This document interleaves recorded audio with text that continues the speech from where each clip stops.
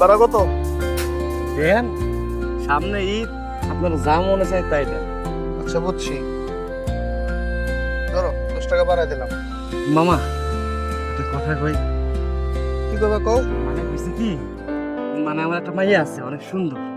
আমার মায়ের আবদার ঈদে একটা লাল জামা কিনবে, মানে অনেক সুন্দর, বুঝি কাছের মতো কি যেন লাগানো থাকে না, ওইরকম জামা কিনবে। এই জামার দাম কত হইতে পারে? উম, ঈদের বাজার তো মামা, তুমি যে বর্ণনা দিলা ওই জামা কিনতে তো মিনিমাম 2-3 হাজার টাকা লাগবে। 2-3 হাজার? এত টাকা? তা মেলাটা কইবো না, ঈদের বাজার না, বুঝো না? আবার চাইতেছো সুন্দর, তাহলে তুমি এক কাজ করো, তুমি তো গরিব মানুষ, রিক্সা চালায় খাও, 1000-1500 টাকার মধ্যে একটা ড্রেস কিনে দিও। ঠিক আছে মামা। ঠিক আছে, তাহলে আমি আসি।